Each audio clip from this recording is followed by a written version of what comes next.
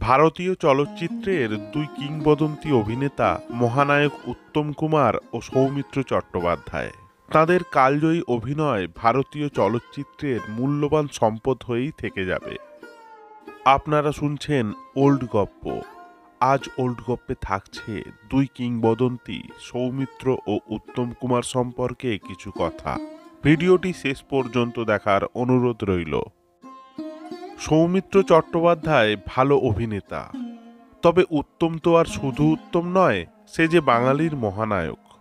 মৃত্যুর এত বছর পরেও সিনেমাপ্রেমী মানুষ তথা উত্তম ভক্তের যে একই উন্মাদনা। তবে কে ভালো অভিনেতা তা নিয়ে সেকাল হোক বা একাল তর্ক বিতর্ক তো লেগেই থাকে। সিনেমার পর্দায় রেষারেষি থাকলেও বাস্তবে কিন্তু উত্তম সৌমিত্রের সম্পর্ক দাদা ভাইয়ের মতো। সৌমিত্রকে ভালোবেসে উত্তম কুমার পুলু বলে ডাকতেন। শুটিং ফ্লোরে হোক বা বাড়িতে মাঝে মধ্যে আড্ডায় বসতেন তাঁরা। তবে উত্তমকে বড্ড ভালোবাসতেন সৌমিত্র। তাই হয়তো উত্তম কুমারের মৃত্যুর সংবাদ পেয়ে যেন আকাশ ভেঙে পড়েছিল সৌমিত্র চট্টোপাধ্যায়ের মাথায়। কিছুতেই মেনে নিতে পারছিলেন না এমন পরিণতি।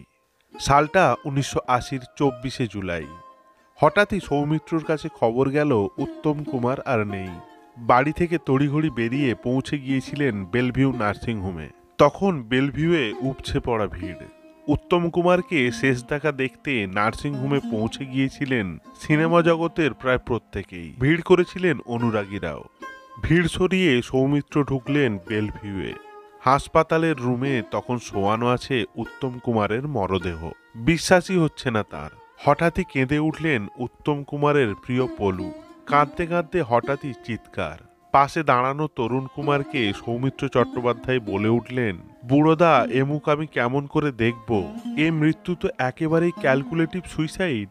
যার হার্টের অবস্থা ভালো নয়, যার বিশ্রামের প্রয়োজন, তিনি রাত 2টো পর্যন্ত কিভাবে মদ্যপান করেন, পার্টিতে হইচই করেন? উত্তমদা এটা কি করলো? জানা যায় 23শে জুলাই মৃত্যুর ঠিক আগের দিন প্রযোজক দেবল ঘোষের নতুন ফ্ল্যাটের গৃহপ্রবেশের পার্টিতে গিয়েছিলেন উত্তম কুমার। প্রায় রাত 2টো পর্যন্ত পার্টি চলেছিল। পরের দিন সকাল থেকেই শরীরটা খারাপ লাগে তাঁর। বাড়াবাড়ি দেখে তড়িঘড়ি নিয়ে যাওয়া হয় বেলভিউয়ে, কিন্তু শেষ রক্ষা হলো না।